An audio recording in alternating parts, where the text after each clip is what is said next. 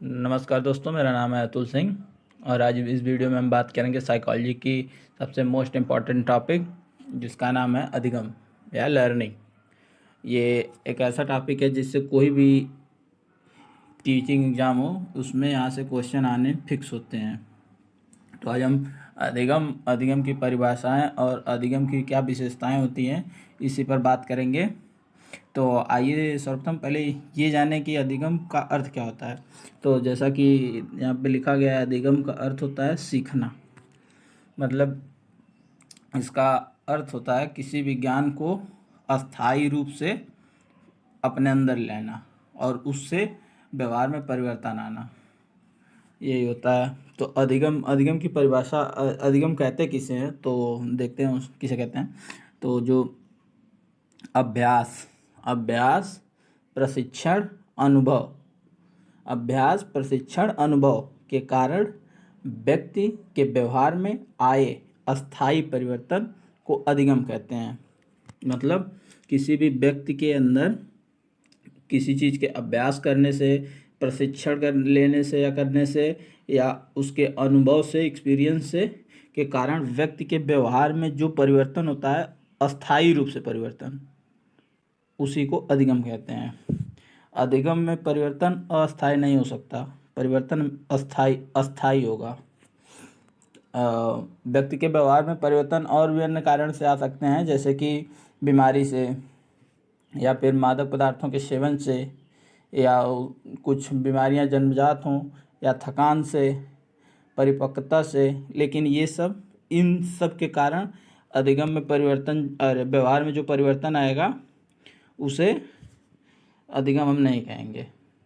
तो किससे किससे हम अधिगम व्यवहार में परिवर्तन को अधिगम नहीं कहेंगे? बीमारी से, संवेगात्मक विकास से, थकान से, जो जन्मजात हो, या जो किसी मादक पदार्थों के सेवन से जो परिवर्तन हो, इन सब से परिवर्तनों को हम अधिगम नहीं मानेंगे। तो अधिगम के बारे में विभिन्न मनोवैज्ञानिकों ने अपनी अपनी थ्योरी दी है।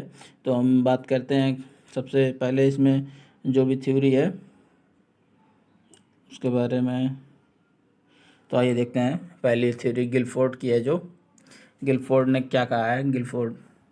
गिलफोर्ड ने कहा है व्यवहार के कारण व्यवहार में आए परिवर्तन को अधिगम कहते हैं। मतलब व्यवहार के कारण व्यवहार में आया परिवर्तन अधिगम कहलाता है। तो इनके अनुसार व्यक्ति जब किसी व्यक्ति को देखता है और उसके व्यवहार को देखता है कि वो कैसे क्या कर रहा है, और उससे जब वह कोई भी चीज़ जो उस व्यक्ति को उस व्यक्ति के व्यवहार में अच्छी चीज़ें लगती हैं, उसको जब वो धीरे धीरे वहाँ से सीखता है और अपने जीवन में, डेली लाइफ में धीरे धीरे यूज करके अस्थायी रूप से अपने अंदर अंतर्निहित कर लेता है, और उसके बाद उसके वो व्यवहार खुद अपने अंदर भी लाता है, उसी को अधिगम कहते हैं। मतलब किसी भी व्यक्ति के व्यवहार को देख के, वहाँ से कुछ सीख के वो अपने व्यवहार में अस्थायी रूप से परिवर्तन करता है, उसे अधिगम कहते हैं गिलफोर्ड के अनुसार। अब दूसरे मनोवैज्ञानिक क्रो एंड क्रो, ये क्या कहते हैं, आइए इनके बारे में देखते हैं। इनका कहना है आदत, अवृत्ति एटीट्यूड और ज्ञान का अर्जन करना ही अधिगम है। इनके कहने का मतलब आदत, अवृत्ति और ज्ञान का अर्जन करना ही अधिगम है। तो मान लीजिए आदत, जब आप किसी भी कार्य को एक बार करेंगे तो त्रुटि होगी, जब आप उसे दोबारा करेंगे तो थोड़ी त्रुटि कम हो सकती है। ऐसे जब बार बार किसी चीज़ को, आप कोई भी कार्य, एक ही कार्य को करेंगे, तब वो आपके आदत में आ जाएगी। तब उसे आपको करने में न तो समय लगेगा ज़्यादा, न तो त्रुटि होगी, ये आदत हो गई। अवृत्ति एटीट्यूड मतलब रवैया। जैसे मान लीजिए किसी के व्यवहार के प्रति उसकी मनोवृत्ति क्या है, उसका रवैया क्या है किसी के प्रति, वो अभिवृत्ति हो गई। और ज्ञान का अर्जन, मतलब ज्ञान तो आप लोग जानते हैं ज्ञान का अर्जन क्या होता है, तो ये अधिगम कहलाता है। अब उसके बाद बात करते हैं स्किनर की। इन्होंने क्या कहा है? स्किनर कहते हैं व्यवहार में उत्तरोत्तर अनुकूलन की प्रक्रिया को अधिगम कहा जाता है। उत्तरोत्तर अनुकूलन मतलब होता है यहाँ पे प्रोग्रेसिव एडाप्टेशन प्रोग्रेसिव एडाप्टेशन जो होगा, व्यवहार में जो प्रोग्रेसिव प्रोग्रेस करेगा और उसको अनुकूलन, कहीं भी सेटल होने के लिए अनुकूलन ज़्यादा ज़रूरी है। तो इनके अनुसार व्यवहार में जो प्रोग्रेसिव एडाप्टेशन की प्रक्रिया होगी उसे अधिगम कहते हैं। और गेट्स के बारे में देखते हैं। गेट्स क्या कहते हैं? गेट्स कहते हैं अनुभव और प्रशिक्षण द्वारा व्यवहार में परिवर्तन करना ही अधिगम है। इनका मानना है कि किसी भी कार्य के एक्सपीरियंस से और तथा प्रशिक्षण लेके, इन दोनों से जो व्यवहार में अस्थायी रूप से परिवर्तन हो उसे ही अधिगम कहते हैं। और वुडवर्थ क्या मानते हैं? वुडवर्थ मानते हैं नवीन ज्ञान एवं नवीन प्रतिक्रियाएं अर्जित करने की प्रक्रिया को अधिगम कहते हैं। ये कहते हैं कोई भी नया ज्ञान या नई प्रतिक्रियाएं और जो हम लोग अर्जित करते हैं और जो हमारे व्यवहार में अस्थायी रूप से होते हैं उसे ही अधिगम कहते हैं। तो हमने देखा है गिलफोर्ड के बारे में, क्रो एंड क्रो के बारे में, स्किनर के बारे में, गेट्स के बारे में, वुडवर्थ के बारे में। इतने लोगों के बारे में हमने देख लिया है। और अब हम बात करेंगे कि जो है इसमें ये जो अधिगम की विशेषताएं क्या है। तो अधिगम की विशेषताओं पे हम बात करेंगे। अधिगम मान लीजिए, जैसे देखिए अधिगम होता है क्या, बच्चा जब जन्म लेता है तो वो अधिगम करना शुरू कर देता है। जैसे मान लीजिए बच्चा जन्म लेता है, उसके बाद वो सर्वप्रथम अपने माँ के स्तनों से दूध पीना वो सीखता है। उसके बाद वो ध्वनि और प्रकाश के प्रति प्रतिक्रिया करेगा। फिर जब यह सीख लेगा तब वो बच्चा भूख लगने पे रोना सीखता है। उसके बाद बच्चा बड़ा होता है थोड़ा सा, तो उसे दूध पिलाने के लिए जो हम लोग बोतल देते हैं तो उसमें जो निपल होता है वो मुंह में कैसे पकड़े वो सीखता है। तो ऐसे मतलब धीरे धीरे प्रक्रिया है, बच्चा जन्म से ही सीखना शुरू कर देता है। तो यही है अधिगम। और अब आइए इसकी विशेषताएं भी देखते हैं क्या है विशेषता। तो पहली विशेषता हमने देखा, यह सार्वभौमिक है। सार्वभौमिक मतलब यूनिवर्सल, मतलब यह अधिगम जो होता है, अधिगम एक सार्वभौमिक प्रक्रिया है। मतलब कि ये सभी जगहों है, सभी लोगों में, मतलब सभी प्राणी में है। ये अधिगम केवल मनुष्यों में ही नहीं होता है। अधिगम जो होता है संसार के जो भी जीवधारी, जीव जंतु, पशु पक्षी जो भी हो, सब में पाया जाता है अधिगम। अधिगम अर्थपूर्ण होता है। अधिगम, हाँ, सीखना अर्थपूर्ण होगा। अगर कोई भी व्यक्ति कोई कार्य सीख रहा है, अगर उसका कोई अर्थ ही ना हो तो वो अधिगम क्यों करेगा? वो अधिगम करेगा ही नहीं। और ये जो है अधिगम सदैव नवीन नहीं होता। ये इम्पॉर्टेंट पॉइंट है, आप लोग इसको अपने नोट में लिख लीजिएगा।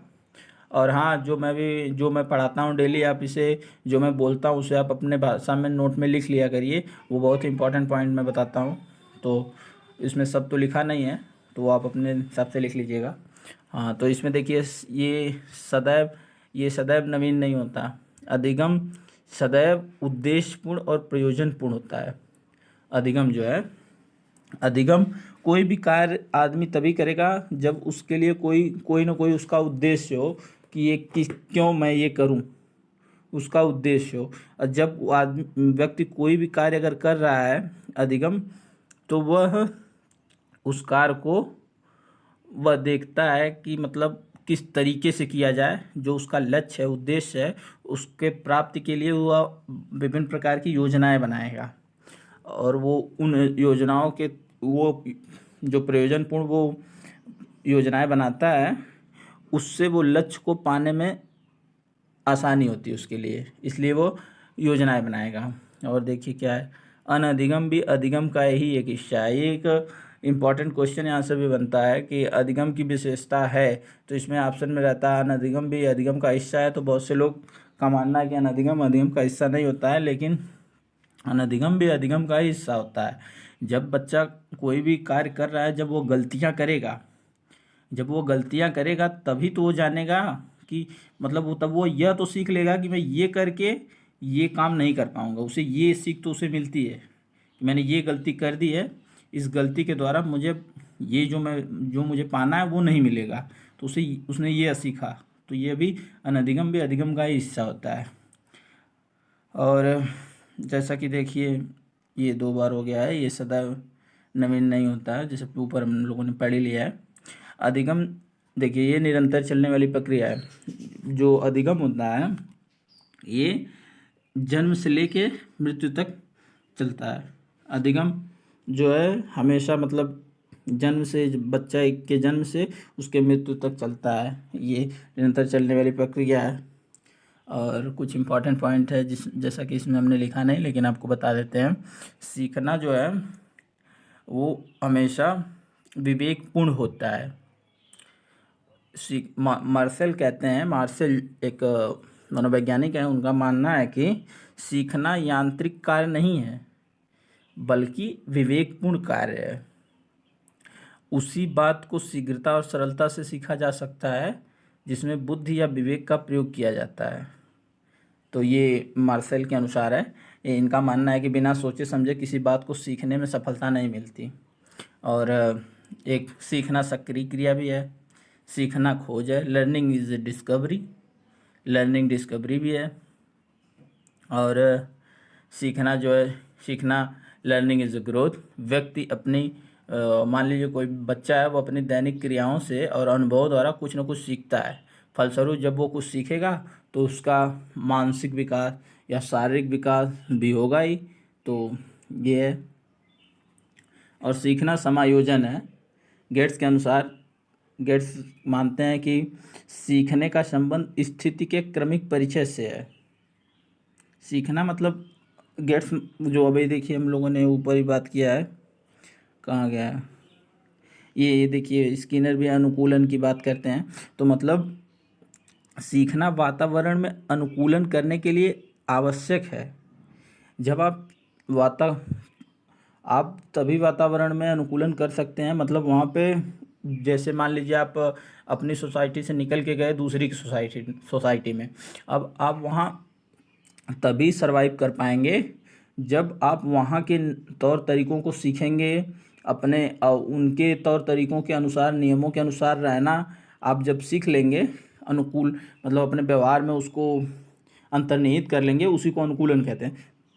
तभी आप वहाँ पे सरवाइव कर सकते हैं, अन्यथा वहाँ पे सरवाइव करना बहुत ही मुश्किल है आपके लिए।